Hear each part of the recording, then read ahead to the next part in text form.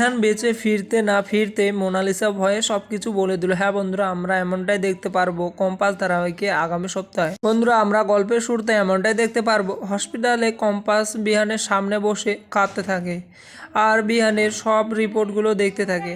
আর এদিকে এক মোনালিসা সে লিফট দিয়ে দৌড়ে দৌড়ে তাড়াতাড়ি করে বিহানের কাছে আসতে থাকে। অন্যদিকে অখিলেশ আর অভিজ্ঞানবাবু দুজনে কথা বলতে লাগে ফোনে। অখিলেশ অভিজ্ঞানবাবুকে ফোন করে বলে যে আপনি কেন কেন আবার মোনালিসাকে ওই কাজটায় লাগালেন। তখন অভিজ্ঞানবাবু বলে ওঠে, আমার যত কিছু কাজ হয়েছে সব কিছু ওই মোনালিসাই করেছে। আর ওর ওর কাছ থেকে কেউ যদি ব্যাগটা চুরি করে নিয়ে যায় বা ছিনতাই করে, ও কী করবে বা আমি কী করব। তখন অভিজ্ঞানের কথা শুনে অখিলেশবাবু চমকে যায়, বলে মানে কিছুতেই বুঝতে পারছি না, এত কিছু করার সত্ত্বেও আমরা পেন ড্রাইভটা হারিয়ে ফেললাম। সব কিছুই সমস্ত প্ল্যান শেষ হয়ে গেল।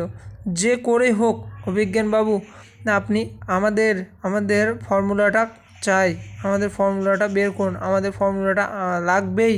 অভিজ্ঞানবাবু বলে আপনি কোনো চিন্তা করবেন না অখিলেশবাবু। এরপর অভিজ্ঞানবাবু বলে ওঠে, আচ্ছা আপনার বাড়িতে কম্পাসের মা মানে অঞ্জনা আছে না?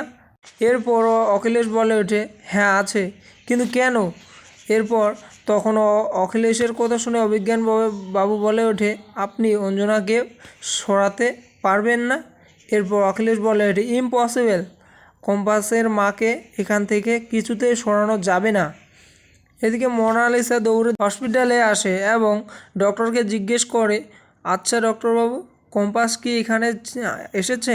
ডক্টর মিথ্যা কথা বলে, না এখানে আসেনি কম্পাস।